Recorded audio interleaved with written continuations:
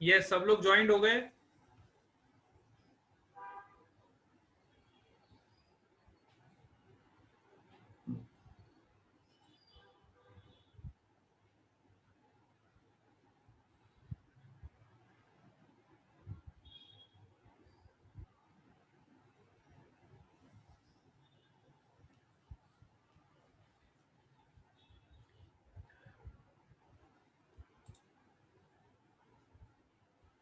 Yes. कुश पटेल क्या पूछ रहा है, सर लेकिन करंट की ऑपोजिट में जाएंगे तो पोटेंशियल इंक्रीज होगा, एक बार रीजन बताओ। ओके, चलो रीजन मैं आपको बता रहा हूं, इधर देखो, आपको रीजन बता रहा हूं। इसका रीजन क्या है, सी हियर। जैसे कि ये आपका रेजिस्टेंस है,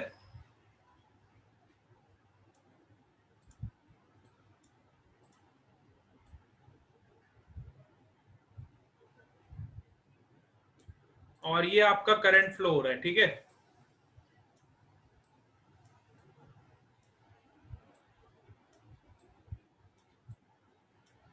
ये आपका रेजिस्टेंस है और ये आपका करंट फ्लो हो रहा है। यहां से हमने इसको बैटरी से कनेक्ट किया हुआ है।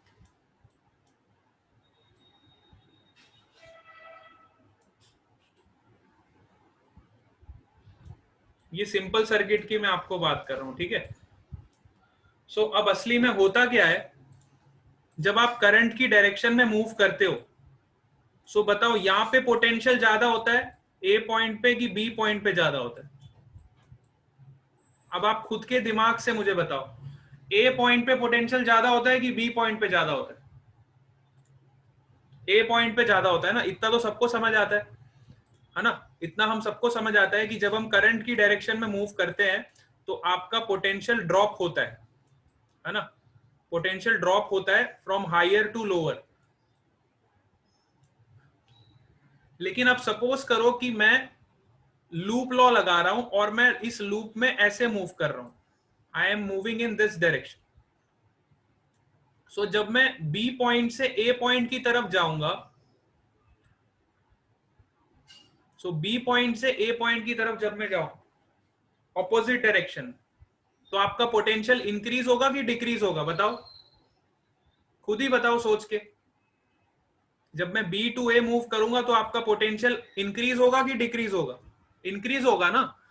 तो वही वाला लॉजिक हम यहां पे लगा रहे हैं, बिल्कुल सिंपल लॉजिक हमने वहां पे लगाया, है ना। यही बात मैं आपको समझाने की कोशिश कर रहा था कि जब आप करंट की डायरेक्शन में मूव करते हो तो आपका पोटेंशियल ड्रॉप होता है, लेकिन जब आप करंट की डायरेक्शन के ऑपोजिट मूव करते हो तो आपका पोटेंशियल इंक्रीज होता है। यही फंडा आपको याद रखना है, ठीक है।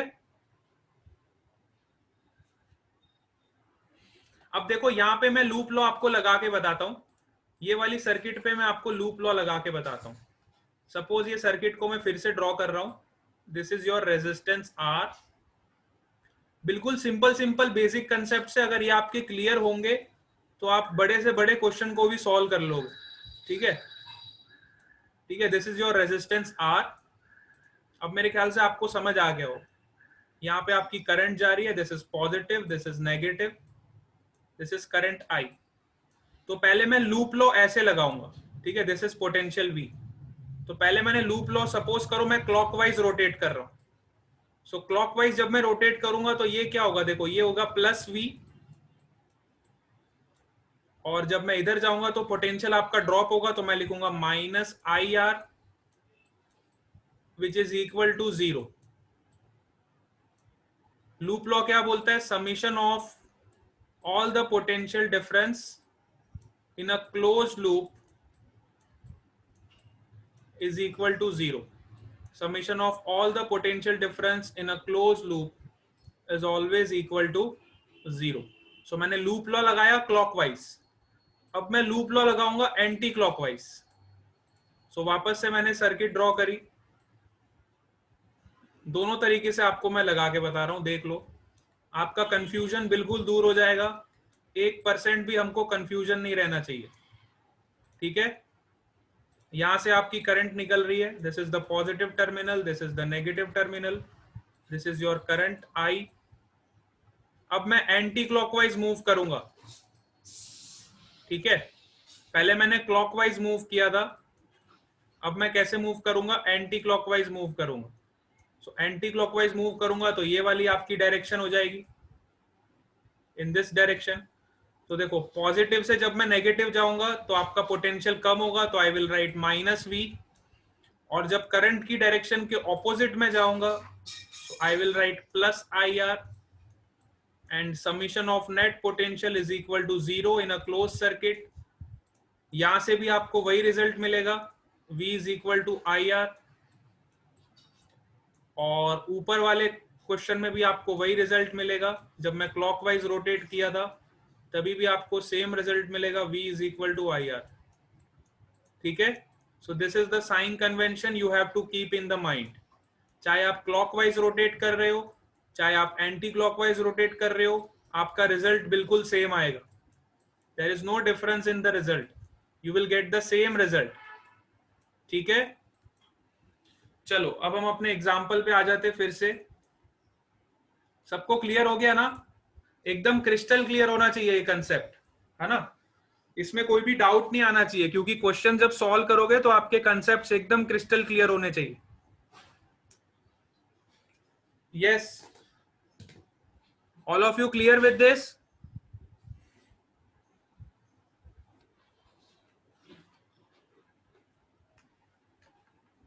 Very good. चलो अब अपनी स्लाइड पे आ जाते हैं फिर से। अब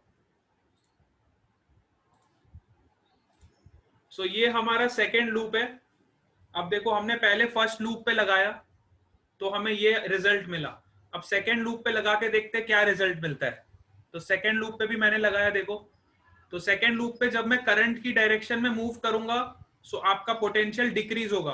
तो मैंने लिखा minus of I1 plus I2 into R2। Current की डायरेक्शन में आपका पोटेंशियल क्या होता है, डिक्रीज होता है, इसलिए मैंने यहाँ पे नेगेटिव साइन लगाया। ठीक है। फिर वापस देखो करंट की डायरेक्शन में आपका पोटेंशियल डिक्रीज होगा, तो वापस मैंने नेगेटिव साइन लगाया, minus of I2 into R3, minus of I2 into R3। ठीक है। अब मैं नेगेटिव टर्मिनल से पॉजिटिव टर्मिनल गया तो मेरा पोटेंशियल इंक्रीज होगा, तो मैंने लिखा plus E2 which is equal to 0। तो पहले मैंने फर्स्ट लूप पे लगाया पोटेंशियल का लॉ, फिर मैंने सेकेंड लूप पे लगाया लूप लॉ। ठीक है। सो दो लूप्स बन रही थी, दोनों पे मुझे पोटेंशियल का लॉ लगाना आ गया। ठीक है। साइन कन्वेंशन क्या यूज करना है देख लो। ये साइन कन्वेंशन वही साइन कन्वेंशन है जो मैंने आपको अभी अभी बताया। EMF is taken negative when we transfer from positive to negative terminal, ये सब आपको पता ही है। सेकेंड साइन कन्वेंशन भी आपको बता दिया, EMF is taken positive when we transfer from negative to positive. ठीक है। और थर्ड वाला पॉइंट भी आपको मैंने बता दिया, the potential falls along the direction of current.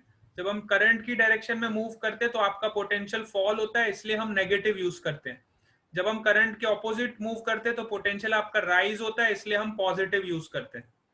ठीक है। इसलिए मैंने ऊपर वाले लूप में देखो पॉजिटिव यूज किया, क्योंकि हम उसके ऑपोजिट मूव कर रहे थे। ठीक है। और नीचे वाले लूप में देखो नेगेटिव यूज किया, क्योंकि हम करंट की डायरेक्शन में मूव कर रहे थे। ठीक है। तो ये पॉइंट्स आपको क्लियर होने चाहिए। This is known as the Kirchhoff voltage law और लूप लॉ। इसी को हम वोल्टेज लॉ भी बोलते हैं, इसी को हम लूप लॉ भी बोलते हैं। ठीक है। सो अब एक एग्जांपल डिस्कस करते हैं हम। Let us try to solve one problem on this. Potential जब आपका फॉल होगा तो वो नेगेटिव लिया जाएगा, जब पोटेंशियल आपका राइज होगा तो वो पॉजिटिव लिया जाएगा।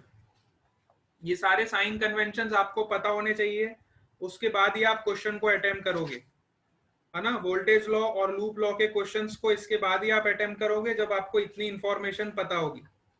इससे पहले आप अटेम्प्ट नहीं कर सकते। All of you getting this? Let's try to solve one problem. Suppose हमारे पास एक क्यूब है, let's say we have one cube.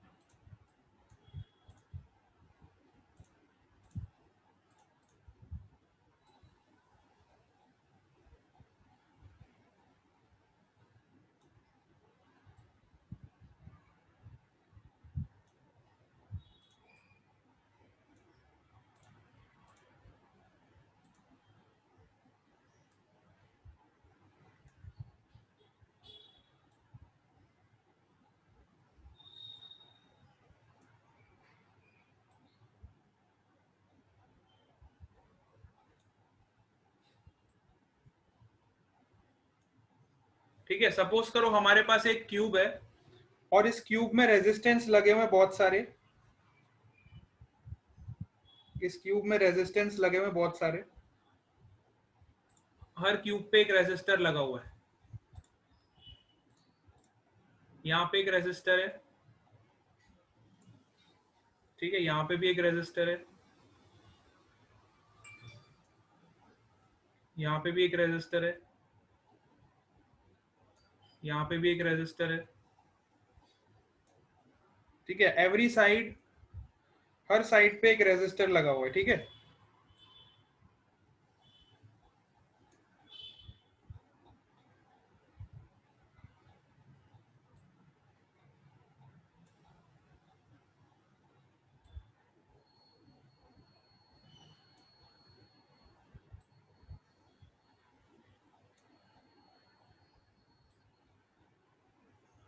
Her side पे एक रेजिस्टर लगा है और आपको क्वेश्चन में फाइंड करना है, you have to find in the question, क्या फाइंड करने को बोला है, determine the equivalent resistance of the network and the current through each end of the cube, है ना। सो आपको ये बैटरी मैंने कनेक्ट कर देता हूं, इस तरह से आपको क्वेश्चन दिया हुआ है, अब battery is connected through this point, through point A, this is point A, यहां से एक बैटरी कनेक्टेड है, this positive, this is negative, and this is connected to this point, ठीक है, this is 12 volt battery, this positive terminal, this is negative terminal, it is connected to this point, let's say this is AA dash, ठीक है, this is DD dash, this is CC dash, and this is BB dash, ठीक है, ये points आपको दिए हुए हैं और सबके रेजिस्टर्स आपको दिए हुए हैं, बैटरी का वोल्टेज दिया हुआ है, 10 वोल्ट की बैटरी है, ओके सॉरी 10 वोल्ट की आपकी बैटरी है, ठीक है, and a negligible internal resistance is connected across diagonally across the network of 12 resistors of 1 ohm, इन सब का रेजिस्टेंस आपको दिया हुआ है 1 ohm, ये सब 1 ohm के रेजिस्टर्स कनेक्टेड है। अब आपको फाइंड करना है equivalent resistance between point A and point C dash, इन दोनों पॉइंट्स के बीच में आपको इक्विवेलेंट रेजिस्टेंस फाइंड करना है। कैसे करोगे, इक्विवेलेंट रेजिस्टेंस निकालना है तो कैसे निकालो, सबसे पहले आपको करंट का डिस्ट्रीब्यूशन ड्रॉ करना पड़ेगा कि करंट कैसे फ्लो कर रही है ना। तो करंट यहां से फ्लो होनी स्टार्ट हुई पॉजिटिव टर्मिनल से, सपोज करो यहां से करंट मैंने मान ली कितनी गई 3 टाइम्स ऑफ आई, ठीक है, यहाँ पे करंट कितनी गई 3 आई गई, तो इस वाली ब्रांच में कितनी करंट जाएगी, आई करंट इसमें चली जाएगी, आई करंट आपकी इसमें चली जाएगी, तीनों में इक्वली डिवाइड होगी। क्यों इक्वली डिवाइड होगी, क्योंकि तीनों के अक्रॉस 1 ओम का रेजिस्टर लगा हुआ है, तो 1 ओम का रेजिस्टर लगा है तो जितनी करंट ये वाला ब्रांच लेगा उतनी करंट ये वाला ब्रांच ले लेगा, उतनी करंट ये वाला ब्रांच भी ले लेगा, ठीक है। तो ये वाली ब्रांच में आपकी आई करंट चली गई, ये वाली ब्रांच में भी आई करंट चली गई और ये वाली ब्रांच में भी आई करंट चली गई, टोटल करंट कितनी निकली थी 3 टाइम्स ऑफ आई, ठीक है। अब अगर मैं ऊपर की तरफ अगर जाऊं तो यहाँ पे भी आई करंट है, यहाँ पे भी आई करंट ही होगी, लेकिन अब यहाँ पे देखो तो इस जंक्शन पे फिर से आपकी करंट डिवाइड हो जाएगी, तो यहाँ पे कुछ करंट सपोज करो जितनी करंट यहाँ पे जाएगी उतनी करंट यहाँ पे भी जाएगी, है ना। जंक्शन लॉ अभी अभी हमने पढ़ा था, तो जंक्शन पे जितनी भी इनकमिंग करंट है उतनी आउटगोइंग करंट होगी, है ना। Junction law says that incoming current is equal to outgoing current, so incoming कितनी है आई, तो आउटगोइंग भी आई होनी चाहिए, तो यहाँ पे I/2 चली गई और यहाँ पे भी I/2 चली गई, तो आउटगोइंग और इनकमिंग को जब आप ऐड करोगे तो आपको देखो सेम मिलेगा, I/2 plus I/2 is equal to I, ठीक है। तो जंक्शन लॉ से हमने निकाल लिया कि करंट कैसे मिलेगी, ठीक है। अब यहाँ पे I/2 करंट चली गई, ठीक है, तो ये ब्रांच में I/2 चली गई, ये वाली ब्रांच में भी I/2 करंट चली गई। अब अगर मैं इस जंक्शन की बात करूं तो यहाँ पे देखो क्या होगा, है ना। इस जंक्शन पे मैं बाद में आता हूँ, पहले मैं ये वाले जंक्शन को कवर करता हूँ। यहाँ पे आपकी आई करंट जा रही थी, अगेन यहाँ पे डिवाइड हो जाएगी। देखो डी वाले पॉइंट की अगर मैं बात करूं तो डी पॉइंट पे फिर करंट आपकी डिवाइड हो जाएगी। यहाँ पे कुछ करंट जाएगी, यहाँ पे भी कुछ करंट जाएगी, और अकॉर्डिंग टू जंक्शन लॉ दोनों में इक्वल करंट जाएगी, क्योंकि दोनों के अक्रॉस रजिस्टर बिल्कुल सेम है। तो यहाँ पे I/2 करंट चली गई, यहाँ पे भी कितनी जाएगी, I/2 करंट। ठीक है, जंक्शन लॉ कैसे लगाना है, ऐसे लगाओ, जंक्शन ले लो। जैसे सपोज करो मैंने डी पॉइंट लिया, तो डी पॉइंट में इन करंट कितनी आ रही है, आई आ रही है, और डी पॉइंट से आउटगोइंग कितने हैं, दो आउटगोइंग है ना। तो दोनों को एक्स मान लो, इसको भी एक्स मान लो। अब इनकमिंग को प्लस मान रहे हो तो you can write plus I, outgoing को नेगेटिव मान लो, you will write minus x is equal to zero. So you will get I is equal to 2 times of x, और you will get x equal to I/2। ठीक है, junction law से भी आप ये निकाल सकते हो कि I/2 करंट यहाँ पे जाएगी, है ना। ये वाली ब्रांच में I/2 करंट जाएगी, और ये वाली ब्रांच में भी कितनी करंट जाएगी, I/2 करंट। अब यहाँ पे देखो I/2 और I/2 मिलके ऐड हो जाएगी इस वाले जंक्शन पे। अगर मैं डी डैश की बात करूं तो ये जंक्शन पे दोनों करंट ऐड हो जाएगी, तो यहाँ पे कितनी करंट जाएगी, वापस से जंक्शन लॉ लगाओगे तो यहाँ पे कितनी करंट हो जाएगी, आई हो जाएगी। ठीक है, तो सिमिलरली यहाँ पे भी आई करंट जाएगी। ठीक है, यहाँ पे आई करंट जाएगी। अगर मैं यहाँ की बात करूं तो यहाँ पे कितनी करंट जा रही थी, I/2 करंट जा रही थी, और यहाँ से करंट फिर डिवाइड हो गई थी दो पॉइंट पे। बी पॉइंट पे देखो वापस यहाँ पे करंट कितनी जाएगी, I/2, क्योंकि डिवाइड हो रही है करंट। यहाँ पे भी करंट कितनी जाएगी, I/2। By junction law we can find out.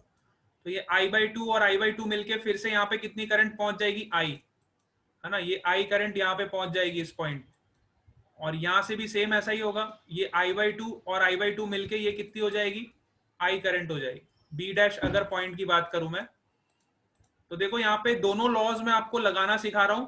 Junction law तो हमें हर जंक्शन पे लगाना पड़ रहा है, और अभी मैं आपको लूप लॉ भी लगाना सिखाऊंगा। इसी एग्जाम्पल में हम दोनों लॉज को सीखेंगे। पहले तो जंक्शन लॉ से हम हर ब्रांच में करंट निकाल रहे, कितनी करंट जाएगी, और अब हम लूप लॉ लगाएंगे तो हमें रेजिस्टेंस भी पता चल जाएगा। ठीक है, सो दोनों लॉज हमें अप्लाई करने आने चाहिए। चलो, तो यहां से कितनी करंट फ्लो जाएगी बताओ। यस, ये हैंग क्यों हो गया, क्लास का टाइम हो गया क्या। चलो ये वाला पार्ट मैं कंटिन्यू करूंगा, आप इसको यस ट्राई सर। करोगे। I will continue from here only. अभी हमने इस पे जंक्शन लॉ लगाना सीख लिया है ना। नेक्स्ट क्लास में आपको मैं इस पे वोल्टेज लॉ लगाना सिखाऊंगा। ठीक है, चलो आज हम क्लास यहीं एंड कर रहे थे। Bye bye to all of you. Okay,